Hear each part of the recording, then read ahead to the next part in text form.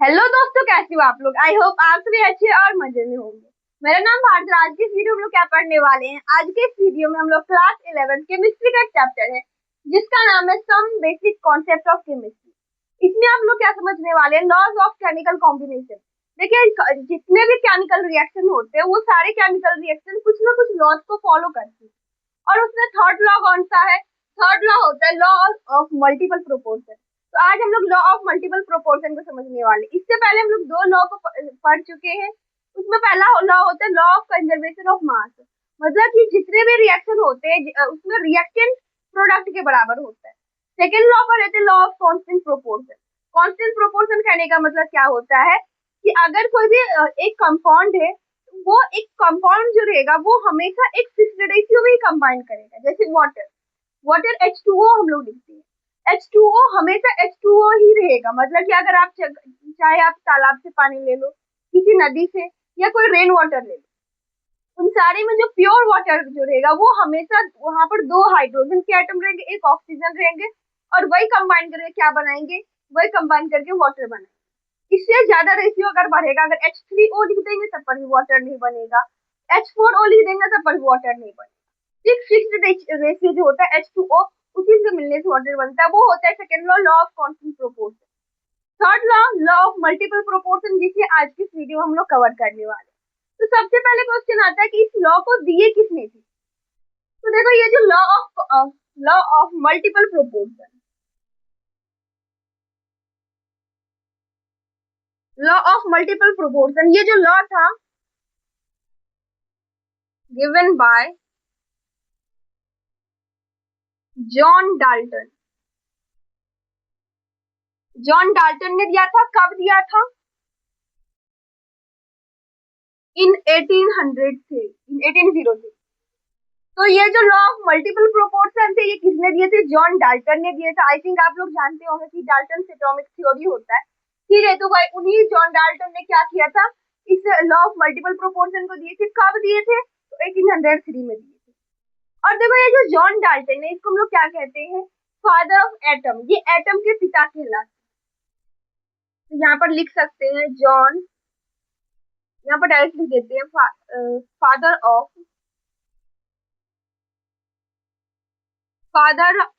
Atom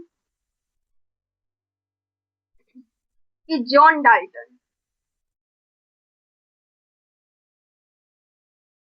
atom मतलब क्या होता है? परमाणु। परमाणु के पिता किसके कहा गया है? जॉन डाल्टन को कहा गया है। और ये जॉन डाल्टन ये जो लॉ ऑफ मल्टीपल प्रोपोर्शन को दिए है, कब दिए? तो 1803 में। बट मेन क्वेश्चन ये आता है कि ये कहे क्या थे। मतलब ये जो इस थ्योरी को दिए थे, इस लॉ को दिए थे, इस लॉ में वो क्या बोले थे? ये ही stated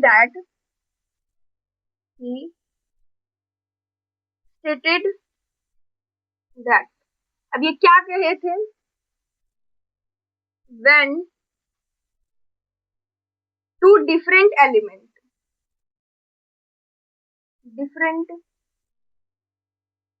element combine to form two or more,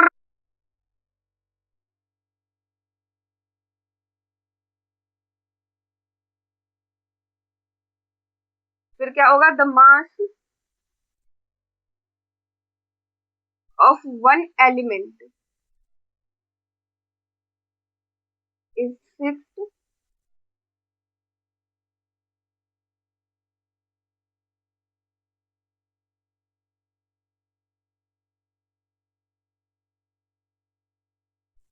other element's mass is given,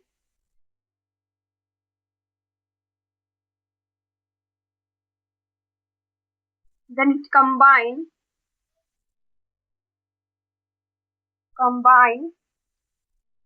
in a simple whole number.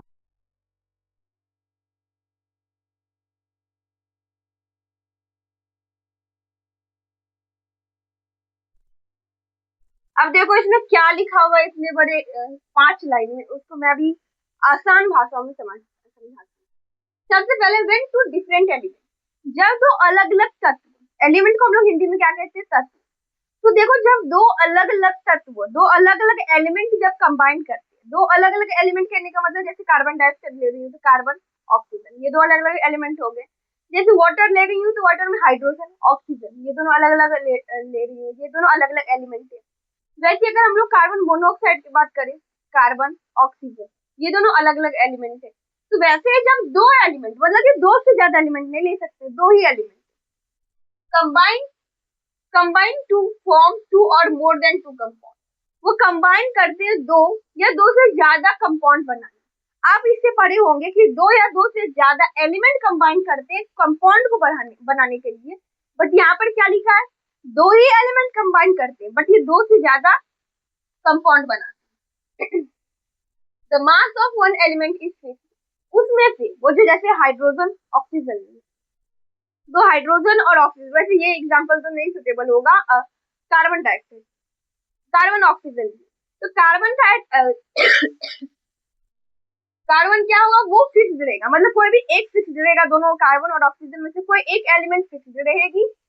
And the other elements मास, मतलब दूसरे एलिमेंट का जो मास रहेगा वो गिवन रहेगा, मतलब वो दिया हुआ रहेगा। देन तब क्या होगा, वो जो दो एलिमेंट है वो कंबाइन करेगी सिंपल होल नंबर रेशियो।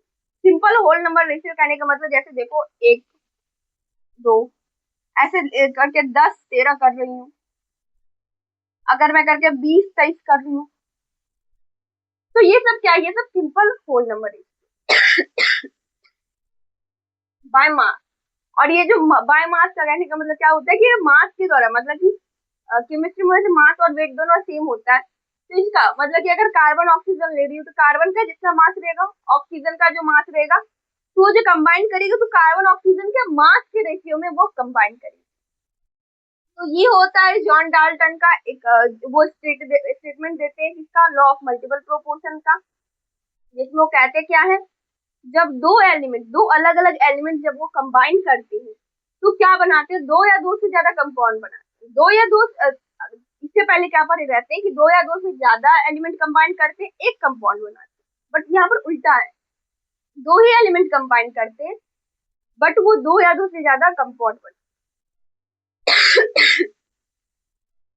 और फिर क्या होता है, एक एलिमेंट का जो मास रहता है वो फिक्स रहता है और दूसरे एलिमेंट का मास गिवन रहता है। तो वो जो कंबाइन करती है वो क्या किस में कंबाइन करता है, एक सिंपल होल नंबर रेशियो रहता है, और वो रेशियो किस में रहता है, मास में दिया है। अभी हम लोग इस स्टेटमेंट को समझने वाले एग्जांपल के।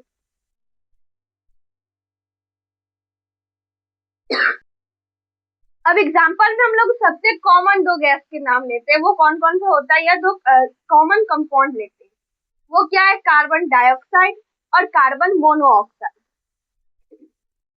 एग्जाम्पल में क्या लिखते हैं, सबसे पहले C+O, मतलब जब कार्बन और ऑक्सीजन मिलती है तो क्या क्या बनाती है, बट ये कंबाइन करेगी, यहाँ पर देखो इसका भी मास नहीं गिवन है, मतलब कि किस रेशियो में कंबाइन होती है, और इसका भी नहीं गिवन, मास नहीं गिवन है।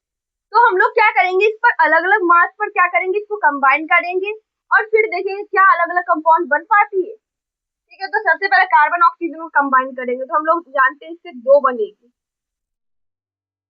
एक होगा CO और दूसरा होगा CO2। CO मतलब क्या होता है, carbon dioxide, sorry carbon monoxide, monoxide, यहाँ पर क्या होगा, कार्बन डाइऑक्साइड।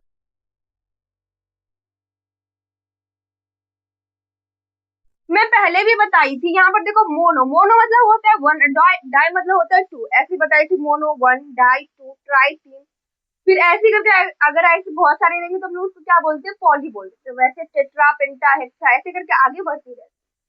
तो देखो ये कार्बन डाइऑक्साइड है, ये कार्बन मोनोऑक्साइड।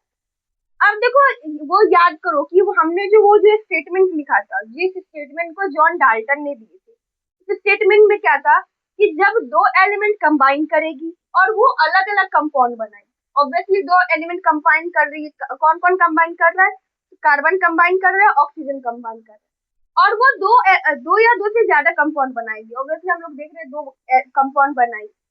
अब उसमें क्या कहा गया था उसमें से एक जो एलिमेंट रहेगा उसका मास फिक्स रहेगा, उसमें से एक एलिमेंट का मास फिक्स रहेगा और दूसरे एलिमेंट का मास क्या रहेगा वो अलग अलग हो सकता है, बट वो गिवन रहेगा, वो भी क्या होगा गिवन है। तो यहाँ पर देखो किसका मास फिक्स है, आप देखोगे तो यहाँ पर कार्बन, यहाँ पर भी कार्बन का एक एटम ही है, यहाँ पर भी कार्बन का एक एटम ही लिया गया। ऑक्सीजन यहाँ पर वन है, ऑक्सीजन यहाँ अगर कुछ भी नहीं लिखा रहेगा उसका मतलब क्या होता है वन। यहाँ पर ऑक्सीजन का एक एटम है, ऑक्सीजन का दो एटम, मतलब कि ऑक्सीजन का एटम चेंज हो रहा है बट कार्बन का जो एटम है वो फिक्स है। तो यहाँ पर एक का मास दिया गया, मतलब एक जो है वो फिक्स है और दूसरा चेंज हो गया। फिर उसके बाद स्टेटमेंट में क्या कहा गया था, वो जो कंबाइन करी, अब इस दोनों का जो रेशियो होगा वो ये जो कंबाइन करके जो रेशियो बनाए वो रेशियो हमेशा क्या होगा, सिंपल होल नंबर रेशियो रहेगा, बट वो रेशियो किसमें रहेगा, बाय मास। लास्ट में मैं लिखाई थी बाय मास।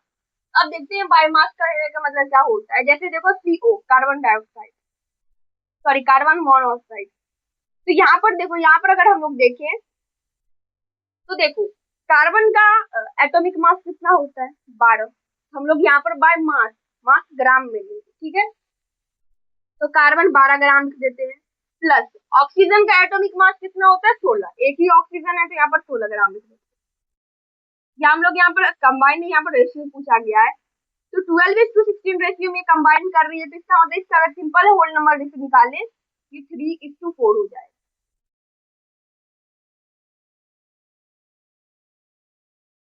ये देखो यहाँ पर भी 12 ही रहेगा, 12 ग्राम।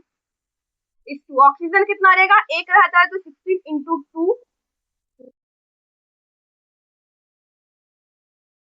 हो जाएगा, नीचे 16 × 2 32 हो जाएगा। इसका अगर सिंपल होल नंबर रेशियो निकालने तो ये कितना होगा 3:8। तो देखो यहाँ पर क्या हो रहा है कि ये भी एक रेशियो में कंबाइन कर रही है, ये भी एक सिंपल होल नंबर रेशियो, ये भी एक सिंपल होल नंबर रेशियो, जिसमें एक का दिया गया है एक का फिक्स है, जिसका फिक्स है तो कार्बन का 3, यहाँ पर भी 3, यहाँ पर भी दूसरे का चेंज हो रहा है। बट देखो अगर दूसरे का क्या हम लोग फिक्स कर सकते हैं, हाँ अगर आप देखो कार्बन डाइऑक्साइड को अगर आप कार्बन मोनोऑक्साइड बनाओगे तो ऑब्वियसली यहाँ पर ऑक्सीजन एक है, ऑक्सीजन को 2 एटम डालना पड़ेगा। जहाँ पर जब यहाँ पर ऑक्सीजन का 2 एटम दोगे तो यहाँ पर 2 से मल्टीप्लाई हो जाएगा, तो 3:8 हो जाएगा। या यहाँ पर अगर आप इसको कार्बन मोनोऑक्साइड करना चाहोगे तो 8 है, 8 को 2 से डिवाइड करोगे तो यहाँ पर 4 डालना पड़ेगा। तो ऐसे क्या होता है, यही होता है हमारा law of multiple proportion. Multiple proportion कहने का मतलब व्हाट चीज समझ में आ रहा है, मल्टीपल मतलब क्या होता है, बहुत सारे। मल्टीपल को हम लोग यहाँ पर मेनी कह सकते हैं। मेनी मतलब क्या होता है कि अलग अलग क्या होगा कि अलग अलग प्रोपोर्शन में, अलग अलग प्रोपोर्शन कहने का मतलब यहाँ पर रेशियो होता है, प्रोपोर्शन और रेशियो दोनों सेम है, कि अलग अलग प्रोपोर्शन में अलग अलग रेशियो में, जिसको हम लोग हिंदी में कहते हैं अनुपात। तो ये अलग अलग अनुपात में कंबाइन करती हैं और क्या बनाते हैं, मतलब कि वो अलग अलग अनुपात में वो कंपाउंड बना। आई होप कि आप लोग समझ में आ गया होगा। एक बार इस एग्जाम्पल को फिर से समझते हैं। तो क्या कहा गया था, सबसे पहले जो हम लोग जो हम डेफिनेशन लिखे थे, डेफिनेशन कहा जाए या जो जॉन डाल्टन ने जिस स्टेटमेंट को दिए उस स्टेटमेंट में क्या लिखा था कि जब दो एलिमेंट, यहाँ पर दो एलिमेंट कौन कौन लिए, कार्बन ऑक्सीजन, वो कंबाइन कर दिए और वो क्या बनाते हैं, वो अलग अलग कंपाउंड बनाते हैं। दो ही कंबाइन करेगी बट वो अलग अलग कंपाउंड बनाएगी। एक कार्बन डाइऑक्साइड, एक कार्बन मोनोऑक्साइड, दूसरा कार्बन डाइऑक्साइड, ठीक है। अब उसमें कहा गया कि उसमें से एक का, एक किसी में, चाहे ये हो या ये हो, मतलब कार्बन हो या ऑक्सीजन, उसमें से किसी एक का जो रेशियो रहेगा या कह सकते किसी एक का जो मास रहेगा वो फिक्स रहेगा। जैसे यहाँ पर आप देख सकते हैं कि कार्बन का मास जो फिक्स है और दूसरे का जो मास रहेगा वो चेंज होगा, बट वो वहां पर गिवन रहेगा। ऑब्वियसली यहाँ पर दिख रहा है कि कार्बन एक है, ऑक्सीजन यहाँ पर ऑक्सीजन एक है, यहाँ पर ऑक्सीजन दो, ये हम लोग का गिवन है। फिर बोला गया कि वो जो कंबाइन करती है वो हमेशा एक सिंपल होल नंबर रेशियो में कंबाइन करेगी, 3:4 एक सिंपल होल नंबर रेशियो, 3:8 एक simple whole number ratio. But वो कंबाइन कैसे करेगी, वो जो सिंपल होल नंबर रेशियो बनेगा कैसे, बाय मास। हम लोग यहाँ पर मास की हेल्प से क्या बना निकाले, उसका सिंपल होल नंबर रेशियो। ये जो रेशियो हम लोग क्या कहेंगे, ये रेशियो तो है बट बाय मास का, ये मास का रेशियो। आई होप कि आप लोगों को समझ में आ गया होगा कि लॉ ऑफ मल्टीपल प्रोपोर्शन क्या है। एक बार फिर से स्टार्टिंग से समझ लेते हैं। तो law of multiple proportion John Dalton ने दिए थे 1803। जॉन डाल्टन को हम लोग फादर ऑफ एटम कहते हैं। वो क्या बोले थे, व्हेन टू डिफरेंट एलिमेंट, जब दो अलग अलग एलिमेंट कंबाइन करते हैं तो वो दो या दो से ज्यादा कंपाउंड बनाते हैं, और उसमें से किसी एक एलिमेंट का जो मास रहेगा या जो रेशियो रहेगा वो फिक्स रहेगा और दूसरे का गिवन रहेगा। तो वो जो कंबाइन करेगी वो हमेशा एक सिंपल होल नंबर रेशियो में कंबाइन करेगी, बट बाय मास। मास कहने का मतलब ये हुआ कि जो एटॉमिक मास दिया रहेगा उसको हम लोग ग्राम में लिख देंगे, ठीक है। तो वो क्या हो जाएगा कि वो बाय मास हो जाएगा। आई होप कि आप लोगों को लॉ ऑफ मल्टीपल प्रोपोर्शन समझ में आ गया होगा। अब हम लोग थर्ड लॉ को देखने वाले हैं। इस लॉ का क्या नाम है, लॉ ऑफ गैसेस वॉल्यूम। यहाँ पर वॉल्यूम लिखा है, ऑब्वियसली यहाँ पर बाय मास नहीं रहेगा, बाय वॉल्यूम रहेगा कोई भी, ठीक है। तो लॉ ऑफ गैसेस वॉल्यूम जो है ये दिए किसने थे, तो ये दिए थे गिवन बाय गे लुजेक। लुजेक कब दिए थे, तो इन 1808। क्यों, कब दिए थे, तो 1808 में, 1808 में। अब ये जो लॉ है ये कहता क्या है, ऑब्वियसली यहाँ पर गैसियस वॉल्यूम लिखा है तो कुछ ना कुछ गैसेस के बारे में ही होगा। तो यहाँ पर क्या होता है, ये स्टेटेड दैट वो कहते हैं कि, ऑब्वियसली वो जो कहेंगे उसको हम लोग क्या करेंगे, इन्वर्टेड कॉमा के अंदर बंद करके रखेंगे, ठीक है। तो वो क्या कहते हैं, वो कहते हैं gases reacts with each other, reacts with each other, react with each other in a simple whole number, in a simple whole number ratio by mass, and if the product is also in gaseous state,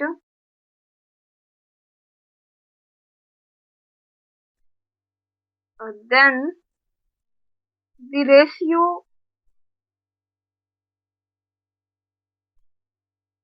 of product is in whole number, is in simple whole number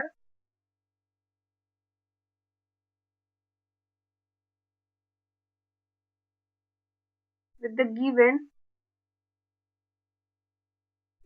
gases in NTP and NTP या STP लिखते हैं, NTP और STP।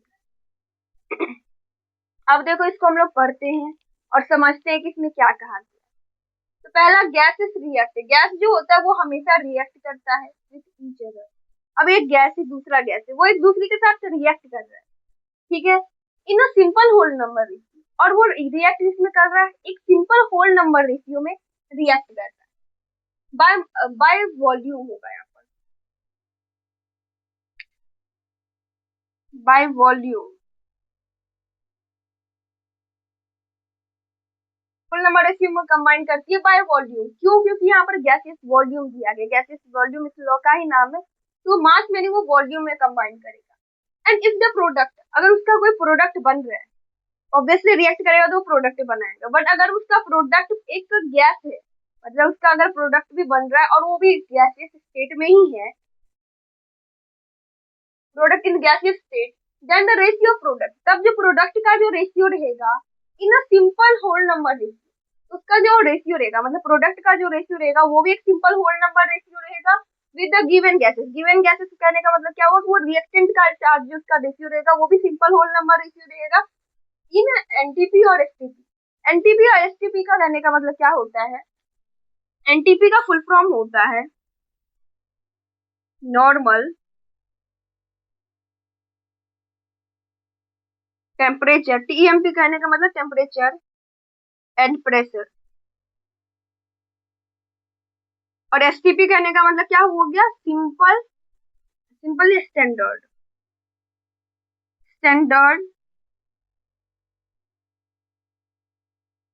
Standard standard RDO, standard temperature and pressure.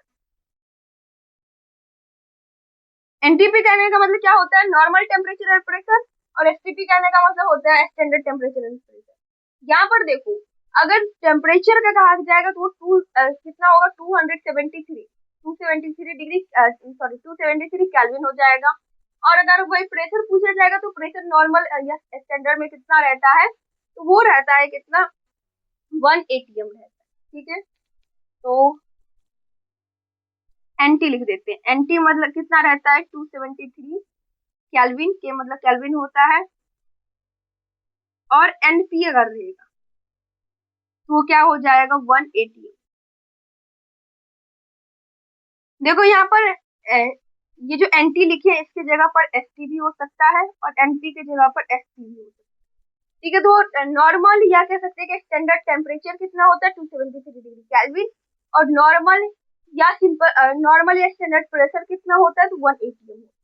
तो इस पर क्या होता है कि इस रेशियो में ये कंबाइन कर, अगेन समझते हैं, मतलब इस रेशियो में कंबाइन करने का मतलब क्या हुआ कि अब जैसे देखो गैस अलग अलग टेम्परेचर पर रहती है, बट वो जो रिएक्ट होगा, और वो जो ये जो पूरा काम ये जो पूरा रिएक्शन होगी, और इसके ये जो सिंपल होल नंबर रेशियो में कंबाइन करेगी, ये सब 273 डिग्री केल्विन पर होना चाहिए।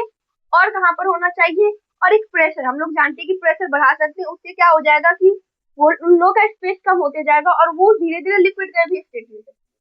तो इसलिए क्या करना है कि उसको 1 atm प्रेशर के अंदर रखना है। ठीक है, तभी ये पूरा का पूरा ये जो लॉ ऑफ गैसेस वॉल्यूम है ये वेरीफाई हो पाएगा। अगेन समझ लेते हैं क्या होता है। तो देखो इसको हम लोग आगे एग्जांपल के थ्रू भी समझेंगे। तो पहले की लॉ ऑफ गैसेस वॉल्यूम दिए किसने थे, तो गे लुजाइक ने दिए थे। कब दिए थे, 1808 में दिए थे। और वो कहते क्या है, वो कहते हैं कि अगर कोई गैस है और वो किसी दूसरे गैस के साथ रिएक्ट कर रहा है, तो वो हमेशा रिएक्ट करेगा एक सिंपल होल नंबर। और अगर वो प्रोडक्ट ऑब्वियसली रिएक्ट करेगा तो प्रोडक्ट बनेगा। अगर उसका प्रोडक्ट भी एक गैस है, तो इस तीनों का जो रेशियो होगा, मतलब रिएक्टेंट का भी प्रोडक्ट का भी, वो रेशियो हमेशा किस में रहेगा, वो सिंपल होल नंबर रेशियो रहेगा by volume, not by mass, by volume. ठीक है, तो वॉल्यूम में उसका रेशियो रहेगा, और वो भी कैसा होगा, सिंपल होल नंबर रेशियो रहेगा एट एनटीपी और एसटीपी, मतलब नॉर्मल टेम्परेचर और प्रेशर, या standard temperature and pressure. Normal temperature या स्टैंडर्ड टेम्परेचर कितना होता है, 273 केल्विन, और नॉर्मल प्रेशर या स्टैंडर्ड प्रेशर कितना होता है, तो वो 1 atm होता है। आई होप कि आप लोग लॉ ऑफ गैसेस वॉल्यूम समझ में आ गया होगा। अब इसको हम लोग और क्लैरिटी से पढ़ेंगे एग्जाम्पल के थ्रू। अब देखो एग्जाम्पल में सबसे पहले जिसका एग्जाम्पल लेते हैं, तो हाइड्रोजन और क्लोरीन का एग्जाम्पल। किसका लेंगे, हाइड्रोजन और क्लोरीन का। तो देखो यहाँ पर हाइड्रोजन प्लस क्लोरीन ये कंबाइन करेगी, और ये क्या क्या बनाएगी, कंपाउंड बनाएगी। सबसे पहले ये जो हाइड्रोजन है ये भी क्या है, गैस, एक गैस है, और क्लोरीन भी क्या है, एक गैस है, और ये कंबाइन करके क्या बना रही है, 2HCl बना रही है। अब देखो यहाँ पर G लिखने का मतलब क्या हुआ, गैस है, और यहाँ पर 2 लिखने का क्या मतलब हुआ, 2 लिखने का मतलब सिर्फ 2 एटम लिया गया। यहाँ पर भी 2 लिखने का मतलब 2 एटम लिया गया क्लोरीन का, और G लिखने का मतलब गैस है। अब ये कंबाइन करके क्या बनाया, 2HCl बनाया। यहाँ पर भी 2 है, 2 को कॉमन ले लिया गया, और HCl, तो 2HCl बनाएंगे। अब ये जो HCl है, हाइड्रोक्लोरिक एसिड, ये भी क्या है, गैस में। अब देखो कि यहाँ पर पूछा जाएगा कि अब वॉल्यूम कहाँ है, ऑब्वियसली वॉल्यूम में कंबाइन करती है। तो इसके पीछे जो भी लिखा रहेगा, इस हाइड्रोजन के पीछे जो भी लिखा है वो क्या है, उसका वॉल्यूम। कुछ नहीं लिखा है मतलब 1 हुआ, कुछ नहीं लिखा है 1 हुआ। यहाँ पर 2 लिखा है, इसका वॉल्यूम 1 वॉल्यूम हो गया, इसका वॉल्यूम 1 वॉल्यूम हो गया, इसका 2 वॉल्यूम हो गया। अब देखो इसका रेशियो कैसे बनेगा, ये जो रेशियो बन रही है वो देखो 1:1:2, एक सिंपल होल नंबर रेशियो है। बस यही हो जाता है क्या, law of gases value. I hope कि आप लोगों को समझ में आ गया हो। तो हम लोग एग्जांपल में क्या लिए थे, हाइड्रोजन क्लोरीन लिए थे, दोनों क्या है, दोनों के दोनों गैसेस हैं, और उससे क्या बन रहा है, HCl बन रही है, वो भी एक गैस। ये तीनों किसमें कंबाइन कर रहा है, एक simple whole number. I hope कि आप लोग को यहाँ तक समझ में आ गया होगा। इसी के साथ हमारा वीडियो होता है खत्म। अगर वीडियो आप लोग यूजफुल रहा होगा तो प्लीज वीडियो कर दीजिएगा एक लाइक और हमारे चैनल को कर दीजिएगा सब्सक्राइब। Thanks for watching.